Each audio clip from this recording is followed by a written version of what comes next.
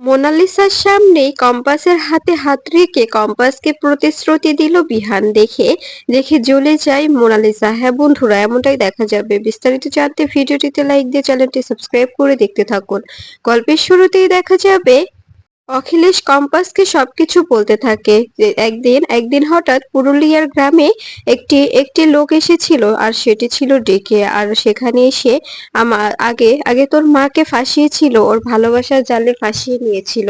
আমি ওখানেই থাকতাম, ও গ্রামেই থাকতাম, তো তাই তোর মায়ের সঙ্গে আমার অনেক ভালো সম্পর্ক ছিল, কিন্তু তোর মাকে আমি ভালোবাসতাম। তোর মা আমার ডিকে কে ভালোবাসতো। তোর মা ডিকের জালে ফেঁসে গিয়ে ওর সঙ্গে ঘর বাঁধে। এরপরে যখন তোর মা প্রেগনেন্ট হয়ে যায়, তখন ডিকে হঠাৎ তোর মাকে ফেলে পালিয়ে যায়। এরপরে এরপরে তোর মা কান্নায় ভেঙে পড়ে। তখন আমি কি করতাম, আমি তোর মায়ের সম্মান বাঁচাতে তোর মাকে সেখান থেকে নিয়ে ওই গ্রাম ছেড়ে চলে আসি পুরুলিয়ার একটি ছোট্ট গ্রামে। এরপরে এরপরে সেখানে আমরা জীবনযাপন করতে শুরু করি। ওখানে আমি আমি পড়াশোনা করাতাম, আমি একটি স্কুলে জব নিই। এরপরে এরপরে আমি আমি ওখানে থেকে রিসার্চটা করছিলাম। তখন ডিকে এসেছিল শুধুমাত্র ওই রিসার্চের কপিটা নিতে। এরপরে যখন আমি রিসার্চের কপিটা দিইনি, তখন ও এভাবে এভাবে তোর মাকে ফেলে চলে গিয়েছিল। এদিকে এদিকে মোনালিসা পাগলামো করতে থাকলে শ্রেষ্ঠা এসে মোনালিসার এমন অবস্থা দেখে শ্রেষ্ঠা অবাক হয়ে যায়, আর মনে মনে বলতে থাকে, আমার মেয়েটার এ কি অবস্থা হয়েছে। আমার মেয়েটা এভাবে এভাবে করলে তো আমার মেয়েটাকে বাঁচানো সম্ভব হবে না। আমার মেয়েটার দিকে তো তাকানোই যাচ্ছে না, ও এরকম কেন করছে। এভাবে এভাবে যদি করতে থাকে, ওকে আমি কি করে সামলাবো। এদিকে মোনালিসা আয়নার সামনে দাঁড়িয়ে দাঁড়িয়ে একা একাই কথা বলতে থাকে বিহানের সঙ্গে। ও কি করে ক্ষমা চাইবে, বিহানের সামনে কি করে দাঁড়াবে, সেগুলো প্র্যাকটিস করতে থাকে। এরপরে শ্রেষ্ঠা বলতে থাকে, প্লিজ মা, এরকম পাগলামো করিস না। এরকম পাগলামো করে কি হবে বল, এরকম পাগলামো করলে তোরই ক্ষতি। এদিকে অভিজ্ঞান দত্ত শ্রেষ্ঠা ও মোনালিসা সকল কর্মকীর্তি দেখতে থাকে। এদিকে এদিকে শ্রেষ্ঠা মোনালিসাকে আটকাতে গেলে মোনালিসা বলতে থাকে, মা, বোঝার চেষ্টা করো, আমাকে বিহানের কাছে ক্ষমা চাইতে হবে। আমি তো বিহানকে ছাড়া বাঁচবো না। তুমি কেন বুঝতে পারছো না বলো তো, বিহানের কাছে আমাকে ক্ষমা চাইতে হবে। ওর কাছে কি করে ক্ষমা চাইলে আমাকে ও ক্ষমা করবে, সেই প্র্যাকটিসটাই আমি করছি। আমাকে আমাকে অবশ্যই বিহানের কাছাকাছি থাকতে হবে। আমি তো শুধু বিহানকে পাওয়ার লোভে এমনটা করেছি বলো। আমি তো কোনো অন্যায় করিনি। আমি শুধু ভালোবাসার জন্য এমনটা করেছি। ভালোবাসাটা কি অন্যায়? তখন শ্রেষ্ঠা বলতে থাকে, প্লিজ মা, তুই এমন করিস না। এদিকে অভিজিৎ বলতে থাকে, তখন ফর্মুলাটা আমি দেইনি বলে ও তোর মাকে এভাবে ফেলে চলে গিয়েছিল। আর কেন গিয়েছিল হঠাৎ, আমি আমি সেটা অবশ্য জানি না। তখন দেখা যায় কম্পাস বলতে থাকে, আচ্ছা উনি ও ও ওই গ্রামে কেন এসেছিল তুমি জানতে?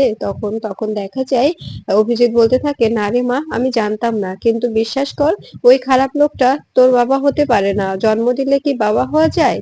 তখন দেখা যায় কম্পাস অভিজিৎকে জড়িয়ে ধরে বলতে থাকে, আমি আমি শুধু তোমাকেই বাবা মেনে এসেছি, আর তুমিই আমার বাবা। আমি আমি অন্য কাউকে বাবা বানতে পারবো না বাবা। আমি অন্য কাউকে নিজের বাবার স্বীকৃতি দিতে পারবো না। তখন দেখা যায় অভিজিৎ বলতে থাকে, তোর মা, আমি আমি ছোট থেকে তোকে মানুষ করেছি। আমি কখনো তোকে বুঝতে দিইনি যে আমি তোর বাবা নই। তারপরেও আজকে এই দিনটার সম্মুখীন তোকে হতে হবে আমরা কখনোই ভাবতে পারিনি।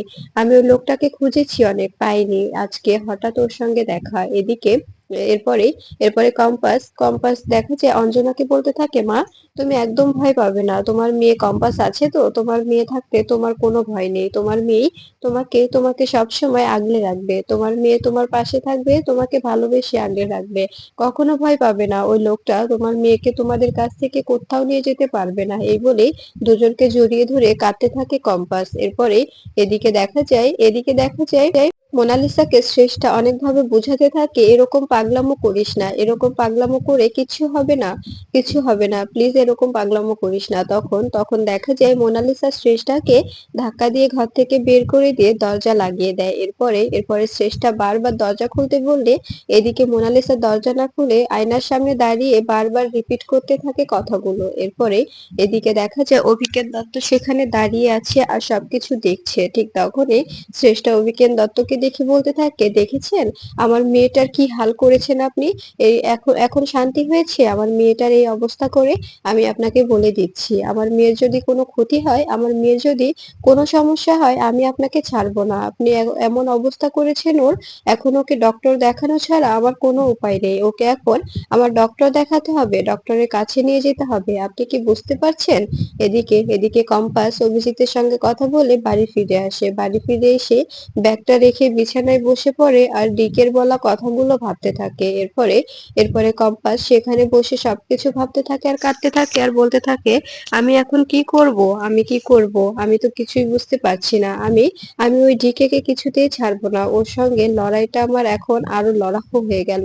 ঠিক তখনই বিহান বিহান ঘরে এসে কম্পাসকে এরকম দেখে অবাক হয়ে যায় আর মনে মনে বলতে থাকে, ওর কি হয়েছে হঠাৎ?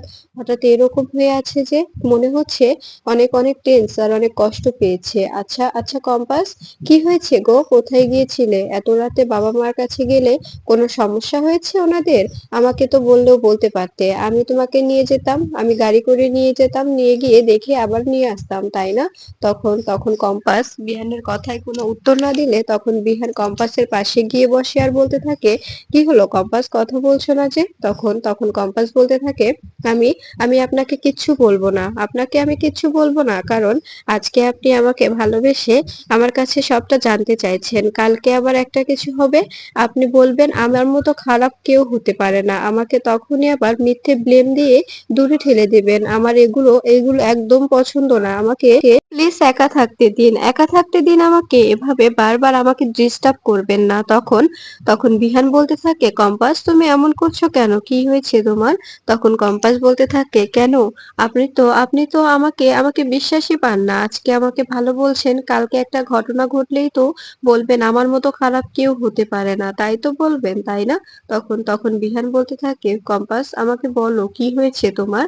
তুমি এমন করে বলছো কেন? তোমার মনে হচ্ছে কিছু একটা হয়েছে যার জন্য তুমি এরকম করছো, আমাকে বলো। এরপরে কম্পাস চলে যেতে যাবে, ঠিক তখনই বিহান কম্পাসের হাতটা ধরে ফেলে আর কম্পাসকে নিজের কাছে টেনে নেয়। এরপরে দেখা যায় কম্পাসকে হাত দিয়ে ঘুরিয়ে কম্পাসের হাত ধরে ফেলে কম্পাসকে বলতে থাকে, কম্পাস আমি তোমার কাছে ক্ষমা চাইছি, প্লিজ আমাকে ক্ষমা করে দাও। আমি জানি যে আমি ভুল করেছি, বারবার তোমাকে অবিশ্বাস করেছি, ভুল করেছি, আমাকে প্লিজ ক্ষমা করে দাও। আর এরকম ভুল আর কখনো হবে না। তুমি তুমি বোঝার চেষ্টা করো। তখন তখন দেখা যায় কম্পাস বলতে থাকে, এরকম ভুল তো বারবার হয়। আর দাঁড়ান, আমি একটা ভিডিও করে রাখি, মোনা ম্যামকে পাঠিয়ে দিই। মোনা ম্যামকে পাঠিয়ে দিলে তবে দেখবেন আপনার গর্দান যাবে। তখন তখন বিহান বলতে থাকে, তুমি আমার সঙ্গে মজা করছো? তখন কম্পাস বলতে থাকে, না না, মজা করব কেন? আপনার গার্লফ্রেন্ড, আপনি অন্য একটি মেয়ের হাত ধরেছেন, দেখবেন আপনার গর্দান নিয়ে নেবে। আসলে আপনি আপনি বুঝতে পারেন না, মোনালিসা মেয়েটা অনেক খারাপ। ও ও যে কি করতে চাইছে, আপনি আপনি একটু সাবধানে থাকবেন, দেখবেন ও আবার নতুন কোনো চাল চালবে। ও এবার এবার নতুন করে একটি চাল চালবে, যে চালে আপনাকে আমাকে দুজনকে অনেক সাফার করতে হবে, কারণ কারণ ওকে আমি বিশ্বাস পাই না। এরপরে দেখা যায় কম্পাস মজার ছলে ভিডিওটা মোনালিসাকে পাঠিয়ে দেয়। মোনালিসা এই ভিডিওটা দেখে দেখতে পায় যে ভিডিও যাওয়ার সঙ্গে সঙ্গে মোনালিসা ভিডিওটা চালু করে। সেখানে দেখা যায় বিহান কম্পাসের হাত ধরে কম্পাসকে প্রতিশ্রুতি দিচ্ছে যে কম্পাসের সারা জীবন পাশে থাকবে। এটা দেখে মেনে নিতে পারে না মোনালিসা। মোনালিসা আরো পাগলামো শুরু করে। এদিকে কম্পাস বিহানকে বলতে থাকে, শোনেন, এমন কোনো কাজ করবেন না, সম্পর্কটার মূল্য বুঝতে শিখুন। যদি সত্যিই ভালোবেসে থাকেন তবে কাছে টেনে নিন, আর তা না হলে দূরে ঠেলে দিন। এদিকে দেখা যায় মুক্তি, সেনাপতি, ঋতুজা ও অখিলেশ হসপিটালে এসেছে ডিএনএ টেস্টের ব্যাপারে। এরপরে দেখা যায় অখিলেশ ও ঋতুজা দুজনে অনেক টেন্স হয়ে বসে থাকে। ঠিক তখনই ডক্টর এসে অখিলেশকে ডেকে নিয়ে যায় আর বলতে থাকে, আপনি আসুন, আপনার আপনার ডিএনএ স্যাম্পলটা আগে নেব, তারপরে ওনারটা নেব। এরপরে দেখা যায় অখিলেশকে ভেতরে নিয়ে গেলে তখন ঋতুজা সেখানে দাঁড়িয়ে দাঁড়িয়ে পায়চারি করতে থাকে। এদিকে সেনাপতি ভাবতে থাকে, এখন কি হবে? যে এরকম পাহারা দিয়ে ব্যাপারটা করা হচ্ছে, এখন কি হবে? মুক্তিকে বলতে থাকে, মা এখন কি করবে তুমি? তুমি কি জানতে এরকম পাহারা দিয়ে কাজগুলো করানো হবে? এখন যদি সবটা প্রমাণ হয়ে যায় তবে তবে কি হবে? আমাদের তো এবার আর কোনোভাবে এ বাড়িতে থাকাটা হবে না। তখন তখন দেখা যায় মুক্তি বলতে থাকে, "একদম চিন্তা করবি না, চুপচাপ বসে থাক। তোকে ডক্টর যা করতে বলবে তুই করে চলে আসবি। বাদবাকিটা আমি দেখে নেব।" এরপরে দেখা যায় সেনাপতিকে ডাকতে থাকলে তখন সেনাপতি চলে যায়। এদিকে বিহান কম্পাসকে সঙ্গে করে কলেজে আসে। কলেজে এসে সবার সামনে কলেজে কম্পাসকে সবার সামনে প্রডিউস করে দেয়। আর সবাইকে বলতে থাকে, "আমি সসম্মানে কম্পাসকে আবার কলেজে ফিরিয়ে আনছি। তোমাদের বন্ধুকে তোমাদের মাঝে সসম্মানে ফিরিয়ে দিলাম। তোমাদের বন্ধুকে নিয়ে তোমরা এখন এনজয় করো।" এরপরে বিহান বলতে থাকে, আমার কিছু কথা ছিল, সে কথাগুলো বলতে চাচ্ছি। আসলে এআই কনফারেন্সে আমাদের কলেজকে আমি ওখানে নাম দিতে চাই। তোমরা যদি নিজেরা প্রতিশ্রুতি দাও, নিজেরা যদি নাম দিতে চাও তবেই সে কাজটা সম্পূর্ণ হবে। তাছাড়া নয়। তোমরা যদি কিছু করতে চাও, কিছু করতে পারো তবেই অবশ্যই আমি নামটা দেব। তাছাড়া মিছামিছি নাম দিয়ে নিজেদের কলেজের নাম খারাপ করার কোনো মানে হয় না।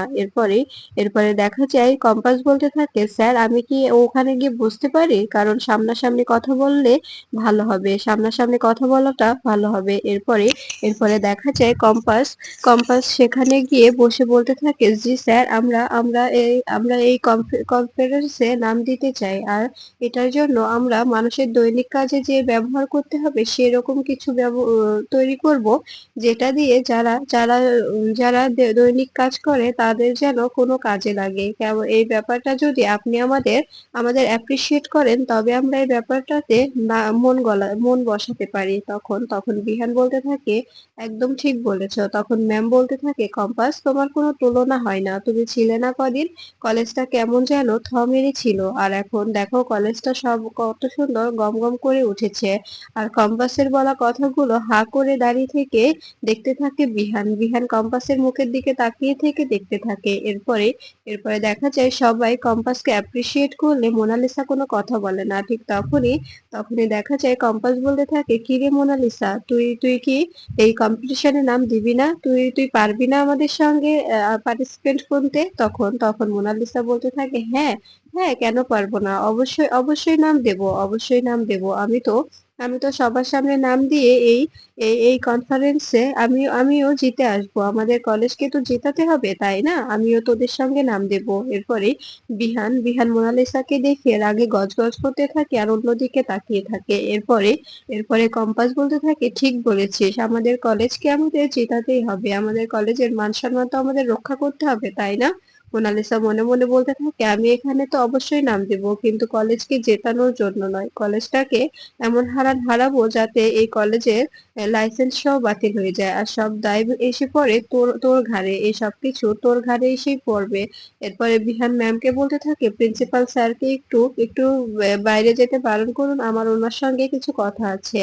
এরপরে দেখা যায় বিহান বেরিয়ে গেলে দৌড়ে বিহানের পিছু বেরিয়ে যায় মোনালিসা। এরপরে বাইরে এসে মোনালিসা বিহানকে বলতে থাকে, "বিহান, তোমার সঙ্গে আমার কিছু কথা আছে।" এরপরে বিহানের হাত ধরে বলতে থাকে, "প্লিজ বিহান, আমাকে ক্ষমা করে দাও। তুমি তো জানো আমি এই কাজটা কেন করেছি। প্লিজ আমাকে ক্ষমা করে দাও। আমাকে কোনোভাবে এখান থেকে দূরে সরে দিও না।" তখন দেখা যায় বিহান বলতে থাকে, "আমি জানি বলেই তো তোমাকে এখন এই কলেজে রেখেছি। তাছাড়া ধাক্কা দিয়ে বের করে দিতাম। আর তোমাকে আমি একটা কথা স্পষ্টভাবে বলে দিই, আমার আর কম্পাসের বিয়েটা এটা আমার ডেস্টিনি ছিল। তাই আমার আর কম্পাসের সম্পর্কটা ভাঙার নয়। আমি কম্পাসকে নিয়ে সারা জীবন কাটিয়ে দিতে চাই। তুমি আমার জীবন থেকে নিজেকে একদম দূরে সরিয়ে নাও। আর কখনো আমার জীবনে আসার চিন্তা করো না। আমি এখানে তোমার শিক্ষক। আমি এই কলেজের ওনার। তাই তুমি আমার সঙ্গে শিক্ষক হিসেবেই কথা বলবে। এখানে আমাকে স্যার বলে ডাকবে, নাম ধরে নয়। বুঝতে পেরেছো? আর নিজেকে আমার জীবন থেকে সরিয়ে নেওয়ার চেষ্টা করো। নিজের জীবনটা নতুন করে শুরু করো। কারণ আমি কম্পাসকে নিয়ে ভালো থাকতে চাই। কম্পাসকে নিয়ে সারা জীবন কাটিয়ে দিতে চাই।"